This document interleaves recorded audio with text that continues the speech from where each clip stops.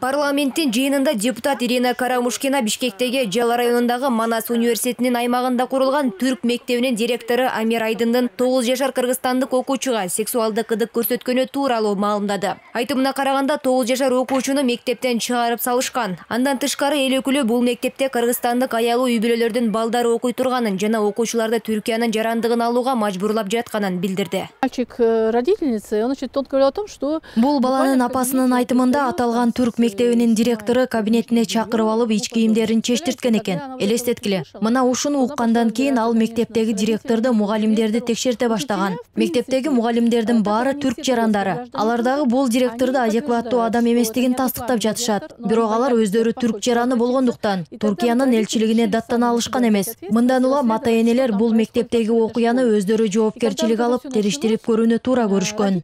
Мындай маалыматты эл өкүлүнө кайрылган ата-энелердин бири туура экенин тастыктады. Анын билдиргенине караганда, баласы аталган түрк билим берүү мекемесинде 3-класста окуйт. Бирок учурда ал катуу коркуп калгандан улам үйүндө дарыланууда. 1 айдан бери мектепке бара элек. Бул жагынан баланын бардык тараптан укугу бузулуп жатканын айтты.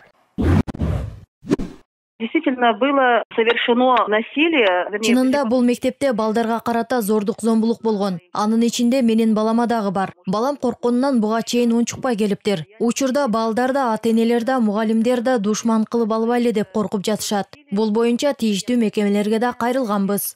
Маалыматты жеринен тактоо үчүн Манас университетинин айланасында орун алган түрк мектебине барып көрдүк. Бирок ичке кирип тийиштүү адамдардан маалымат алууга мүмкүнчүлүк болгон жок. Мияктан администрациялары жокпу? Кимдир?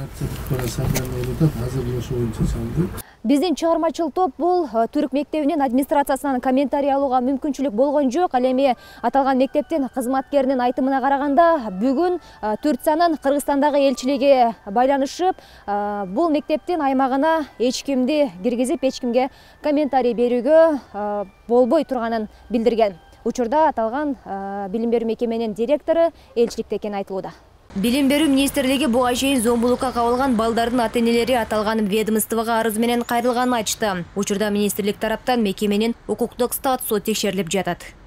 Билим берүү министрлиги бизге кайрылган ата-эненин кайрылуусу боюнча азыркы учурда териштирүү иштерин жүргүзүп атат.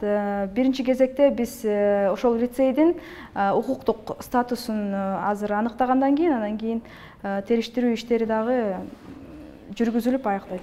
Айтылган маалыматка ылайык, түрк лицейи 2003-жылы Түркиянын жана дипломаттардын балдары үчүн Түркиянын Кыргызстандагы элчилигинин алдында түзүлгөн. Депутат Ирина Карамушкинанын билдиришинче, бул жерде 200-дүн тегерегинде кыргызстандык балдар билим алышат. Бул окуя Тышкы иштер министрлиги тарабынан да учурда териштирилүүдө. Жазгүл Мадинова, Талас Аманбеков, 5-канал.